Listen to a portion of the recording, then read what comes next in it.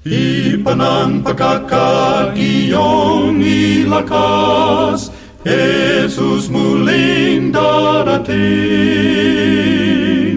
Mga manlalakbay, kayo'y magalak, Jesus muling darating. Ito ang Tinig ng Pag-asa, isang programang naghahatid ng mensahe sa atin na kay Jesus mayroong pag-asa. Tanggapin siya sa ating buhay, maghanda sa kanyang malapit at muling pagdating. Siya'y darating, Jesus muling darating. Kayo sumusubaybay sa programang Ang Tinig ng Pag-asa, isang programang hatid ng Adventist World Radio. Ito po si Joel Sarmiento, makakasama ninyo sa loob ng 30 minuto. Samahan niyo po kami sa ating patuloy na pag-aaral. Isang katuwaan sa amin ang makatanggap ng mensahe sa inyo. Pwede kayong mag-text o tumawag sa numerong 0915-571-9957 sa Globe at sa Smart naman 0920-207-7861. Ang ating programa ay nahati sa dalawang bahagi. Ang unang bahagi, lekturang tungkol sa kalusugan mula kay Dr. Linda Barona, at ang pangalawang bahagi ay ang pag-aaral sa salita ng Diyos. Tayo ngayon ay tumungo sa ating pag-aaral tungkol sa kalusugan. Paging Dr. Rodriguez, you're needed at room 321. Dr. Rodriguez, Mrs. Martinez, room 321, please. kailangan na po nating i-dialysis ang asawa ninyo. New outlook and a healthy lifestyle makes a big difference. Adventists care. Magandang araw po sa ating mga tagapakinig. Ako po si Dr. Linda Lim Barona, ang inyong doctor sa Himpapawid. Dear Doctor po ang tawag natin sa portion na to. At nung isang programa natin na nagdaan ay pinag-usapan po natin ang cancer related po sa diet. At ngayon ay idudugtong natin to. Paano ba naiiwasan? Or ano ba ang causes ng cancer, pinakakaraniwang sanhi ng cancer, na at least pag na-identify natin to, we can prevent or maiiwasan natin. Okay, inilista ko po ito dahil ito po ay sinishare ko. Ito ay isang lecture na binigay ni Dr. Alvin Reyes na isa kong kaibigan na Cirujano. Ang unang-una ay smoking. Para po sa mga tagapakinig natin, kung kayo po ay naninigarilyo, maski po pag nanood tayo ng patalastas, no? Lagi pong sinasabi dyan, yung it can be harmful to your health. Although hindi nila sinasabi yung word na causes cancer, but alam na nating lahat na ang smoking ay isang big source or one of the main sources of cancer. Tapos, ang isa pa ay alcohol, no? Siguro, hindi na rin kailangan paliwanag. At ito ay nakakasira din ng mga cells ng katawan, no? Hindi lang nalalasing, kundi pati yung mga ibang cells natin ay na-inhibit din niya ang normal function. At ano pa? Yung mga toxins, no? Ano yan? Sa environment, sa hangin. Actually, ito medyo mahirap iwasan. Although, pwede nating iwasan yan dahil kung tayo ay titira sa mga pook na walang masyadong pollution at kung tayo ay nasa area na may pollution, isang risk natin yan or isang pwedeng maging sanhi ng karamdaman or sa trabaho, no? Kailangan kung may mga chemicals or may mga toxins na nakaka-cancer, kailangan may proper protection. Ngayon, ang isa pa ay family history or heredity. Well, ito mahirap iwasan, kasi hindi mo maitatakwi lang yung kamag-anak or hindi mo mapipili kung saang lahi ka manggagaling. Kaya ito, pag meron tayong family history, then the more na dapat tayong mag-iingat at yung mga pwedeng iwasan ay ating iiwasan. Kagaya din ng meat eating, no? Itong pagkain ng laman loob or flesh, karne, alam nyo, pati isda ngayon, or manok, pero mas mainly yung mga red meat. Yan po ay isang sanhi ng cancer. Pag-uusapan natin yan in more details. At minsan may mga gamot. So, hindi tayo basta-basta iinom ng gamot lang. Kahit konting naramdaman, inom ng gamot, no? Kaya iwasan ang pagkakasakit para hindi inom ng maraming gamot. O kaya minsan mga hormonal factors. Merong mga types of cancer na may hormonal influence. Yan ang mga causes, no? Kaya kung makokontrol din lang natin yung mga bagay na yan, kailangan iwasan na natin. Ano po ba ang mga scientific findings nila, no? Nabanggit ko kanina yung pagkain ng karne. In fact, nung isang beses nating pinag-usapan yung mga causes ng cholesterol o kaya ng hypertension, yung pagkain din ng mga matataba, no? Kasama na rin siya, syempre, ang pagkain ng karne. Lalo-lalo na yung sa baka or sa baboy, no?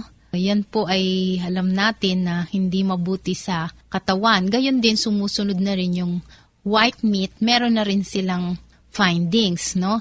At yung pong isda nga, although minsan sinasabi natin, safe, tsaka merong omega fish oil yan.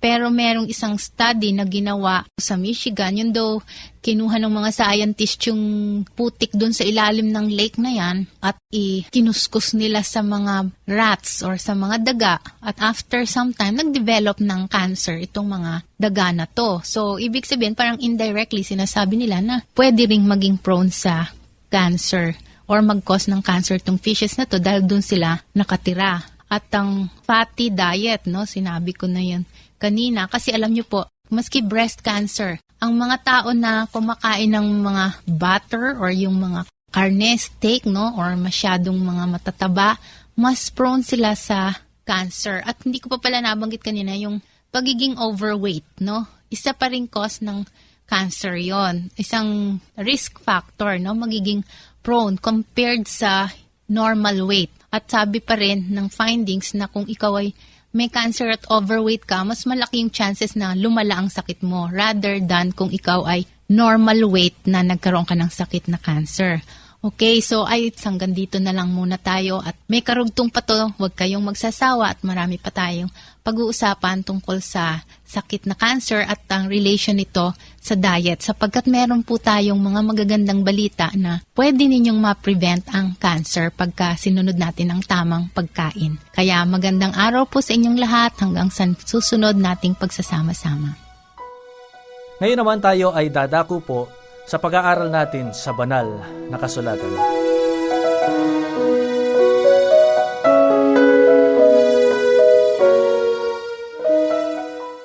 Sa ating pag-aaral sa oras na ito, sa tulong ng Panginoon at sa Kanyang hinayag sa Biblia, ating hahanapin ang mga kasagutang hinanda niya upang matulungan ang bawat isa sa ating matugunan ang mga tanong na gumugulo sa ating buhay at sa ating isipan. Ang ating pag-aaralan sa oras na ito ay why does God allow suffering? Bakit pinapahintulutan ng Panginoon ang mga tao'y dumanas sa kalungkutan at sa paghihirap? Sa ating paligid ngayon, sa panahon natin ngayon, kahit saan ka tumingin, maraming mga taong makikita ka na nahahayag ang paghihirap, kahirapan sa kanilang buhay. Maraming mga bata, makikita kang nagugutom. Dumaan ka sa isang daan, may mga pamilya na wala man lang masilungan. Sila ay nasa tabi ng daan, walang bubong o kaya yero, tarpaulin, plastic ang kanilang sinusulungan. Ang kanilang kalagayan ay bakas ng kahirapan, lalo na kapag dumating ang pagkakasakit sa kanilang pamilya o kaya'y merong nawala sa kanilang mahal sa buhay. Makikita mong nasa tabi ng daan, nakaburol ang mahal sa buhay nilang ito. Nakakalungkot ang senaryo, nakakalungkot tignan. Kaibigan, pagkatapos ng pag-aaral na ito, sana'y makatulong ito sa iyo na maintindihan mo na ang ating mga karanasan ay merong solusyon, merong kasagutan sa ating kalagayan. Ang mga ito'y hinayag ng Panginoon sa Biblia na ating sama-samang pag-aaralan sa oras na ito.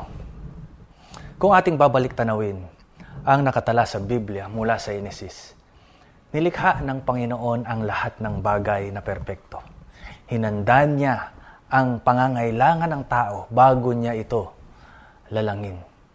Ngunit pumasok ang kasalanan sa maling pagpili ni Eva at Adan.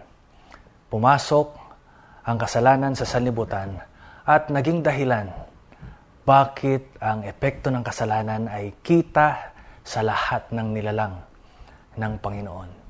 Ngunit sa ganitong kalagayan, hindi tayo pinabayaan ng Diyos. Bago pa nangyari ito, meron na siyang panukala at nais niyang ibalik ang tao sa kanyang dating kalagayan sa kabila ng ito ay nagkasala. Of course, alam natin ang talatang familiar sa ating lahat. John chapter 3, verse 16. For God so loved the world that He gave His only begotten Son, that whosoever believes in Him should not perish, but have everlasting life.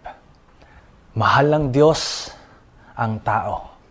Kaya kahit ito'y nagkasala, tumalikod sa Kanya, hindi Niya pinabayaan ito sa ganitong kalagayan, kundi ibinigay Niya ang Kanyang bugtong na anak upang mailigtas, maiahon ang tao sa resulta ng kasalanan. Mabigyan niya ito ng kasiguruhan ng kaligtasan. Kaibigan, iba-iba ang dahilan bakit ang tao ay nakakaranas ng mga suliranin at paghihirap sa mundong ito. Una, pwedeng ito'y resulta ng maling pagpili or maling desisyon ng tao. Kung pinabayaan mo ang iyong sarili, kung ikaw ay nagbisyo, uminom ng alak, nanigarilyo, asahan mo na merong resulta ang mga maling mga bagay na ginawa mong ito sa iyong buhay. Pangalawa, dahil tayo ay namumuhay sa magulong sanlibutan ito na nabalot or nakaranas ng epekto ng kasalanan, pwede tayong makaranas ng paghihirap dahil sa gawa ng tao or dahil sa epekto ng kasalanan sa sanlibutan. Halimbawa, merong isang kalamidad na dumating sa ating bansa, sa Pilipinas. Nasira ang ating bahay, namatay ang ating mahal sa buhay.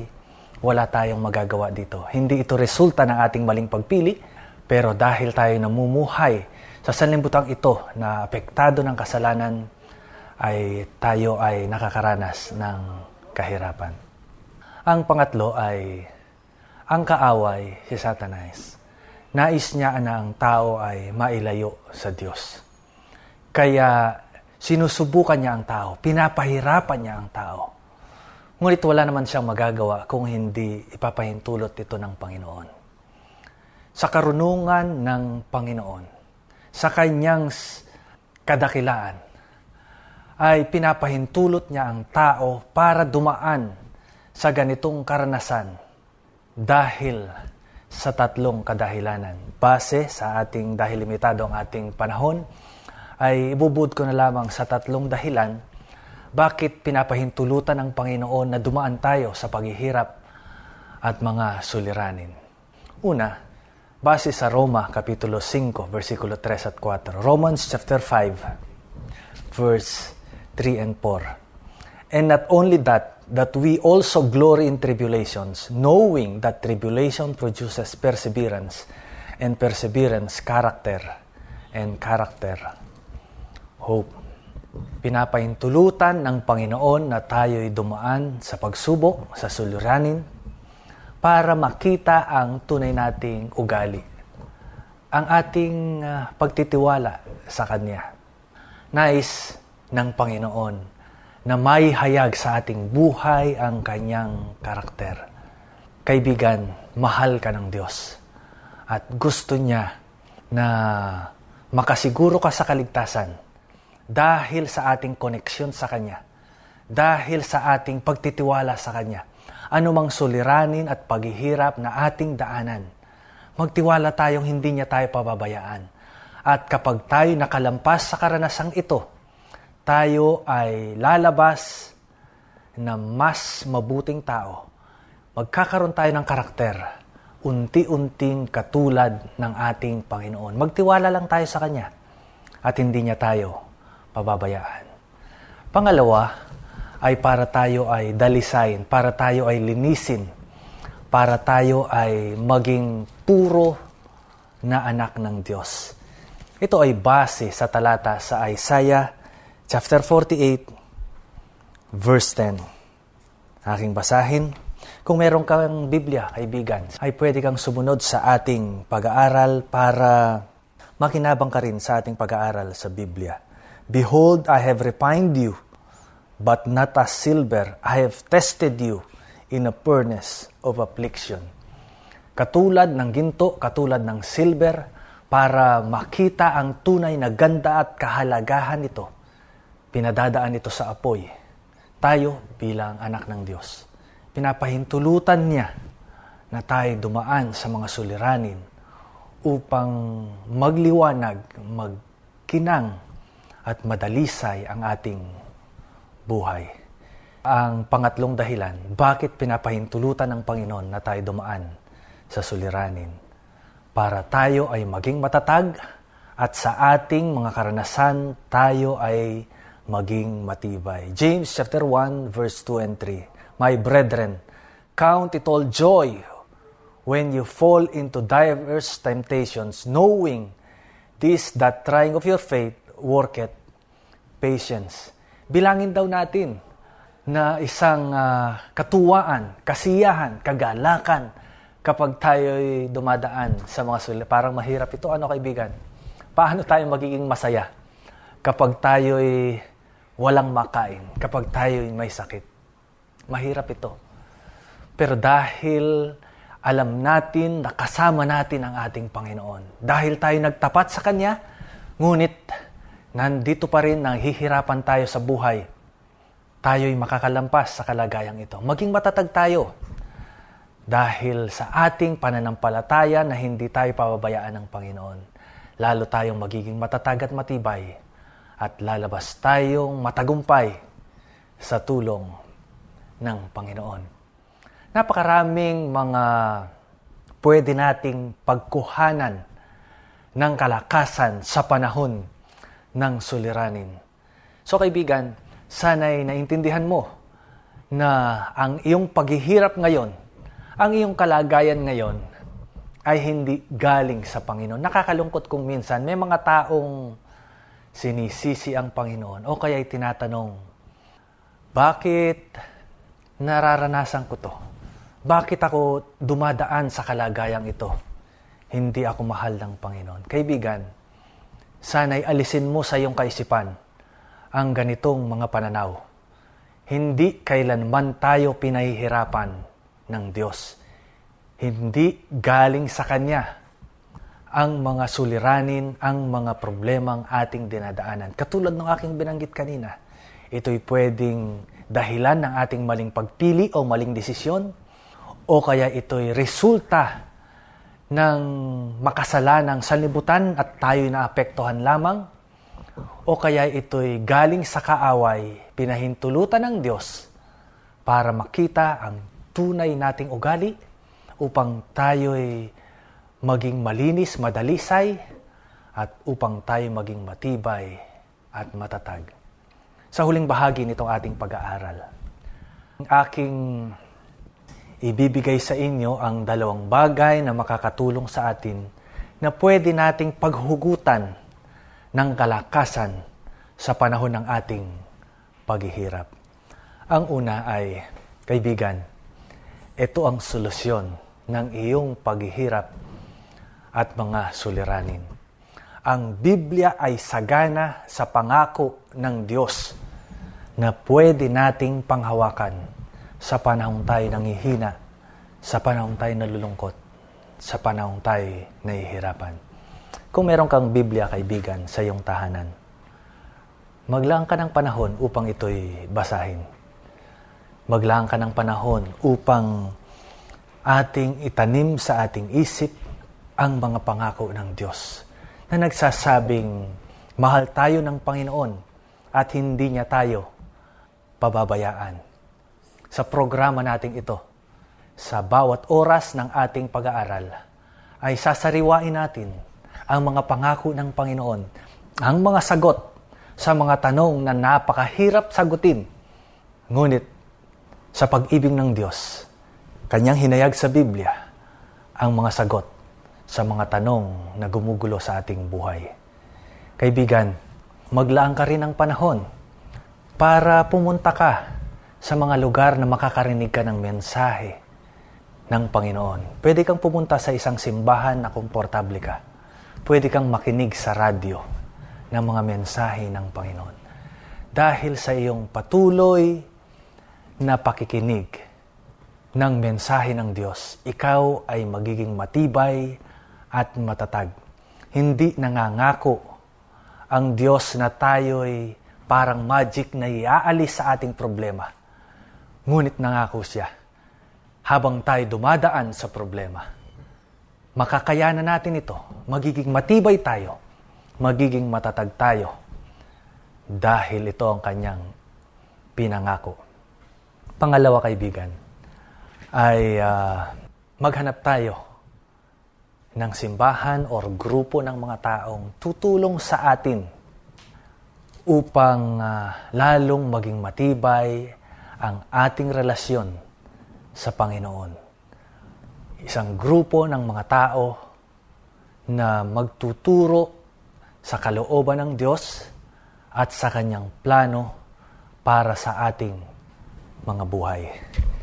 Sa 2 Corinthians chapter 1, verse 3 and 4, kaibigan, ang sabi rito, "Blessed be the God and the Father of our Lord Jesus Christ, the Father of mercies and God of all comfort, who comforts us in all our tribulations, that we may be able to comfort those who are in any trouble with the comfort with which we ourselves are comforted by God."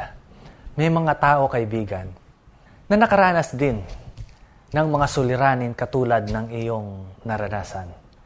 May mga taong nagtagumpay, kaibigan, sa kanilang mga naging karanasan. At sila'y nagtitipon upang magpuri sa Panginoon. Sila'y nagsasama-sama upang mag-aral ng salita ng Diyos. Sila'y sama-samang nagpapalakasan at nagtutulungan. Kaibigan, ang mga taong ito ay makakatulong sa iyo upang makalampas ka sa problema, sa kalungkutan, sa kahirapan na iyong dinadaanan. Kaibigan, ilagay mo palagi sa iyong puso't isipan na mahal ka ng Diyos. Ang sabi sa Romans chapter 8, verse 28. Romans 8:28. Ito yung huling talata na ating babasahin dito sa ating pag-aaral at ito'y mahalaga para sa ating lahat. "And we know that all things work together for good to those who love God, to those who are called according to His purpose. In all things, God works for the good of those who love God." Kung babasahin mong diretso lamang itong talata, para bang ang lahat ng ating nararanasan ay makakabuti para sa atin. Posibleng isipin ito ng ibang tao.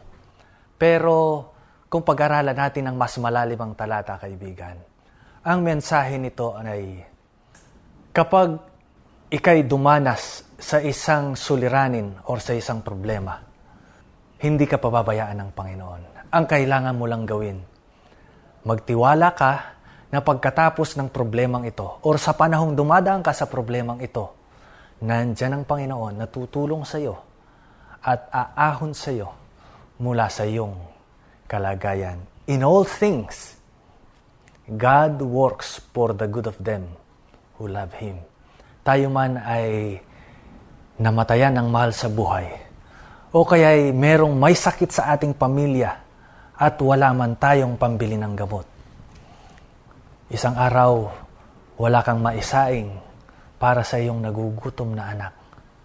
O kaya'y bumabagyo, wala ka mang masilungang bahay na magbibigay sa iyo ng kaginhawaan Kaibigan, magtiwala ka sa Panginoon. Gawin mo ang iyong makakaya, sa abot ng iyong makakaya bilang tao na nagtatapat sa Panginoon. Pero kapag nakita ng Diyos ang iyong pagtitiwala sa Kanya, kapag nakita niya ang iyong pagtatapat, hindi ka niya pababayaan. Hindi ka mananatili sa kalagayang iyan, katulad ng isang gulong na umiikot. May panahong nasa ilalim ka, may panahong nasa itaas ka. Kaibigan, nangako ang Panginoon na iaahon ka mula sa kahirapan patungo sa kaginhawaan dahil itong pinangako niya sa kanyang mga anak. Hindi mo man ito maranasan sa lupang ito. Meron siyang lugar na hinanda para sa kanyang nagtatapat na anak. Kaibigan, patuloy ka naming inaanyayahan na sumabaybay dito sa ating programang merong sagot sa mga tanong na gumugulo sa iyong isipan. Tayo manalangin, kaibigan. Salamat, Panginoon, sa sagot na inyong ibinigay sa amin na nagbibigay linaw, katugunan na sa kabila ng aming mga kahirapan, mga suliraning dinadaanan, nandiyan kayo handang tumulong sa amin. At kayo'y merong hinandang magandang panukala para sa bawat sa amin. Pagpalain kaming lahat ngayon, lalo na aming mga kaibigan na sumusubaybay sa programang ito. Ito aming hiling sa pangalan ni Jesus. Amen.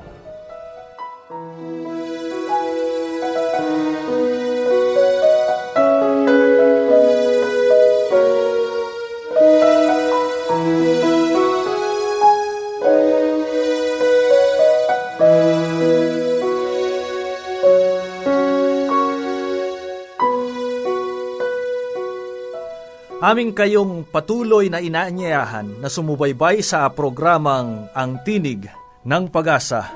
Kayo po'y pwedeng mag-text o tumawag sa 0915-571-9957. Ito'y sa Globe.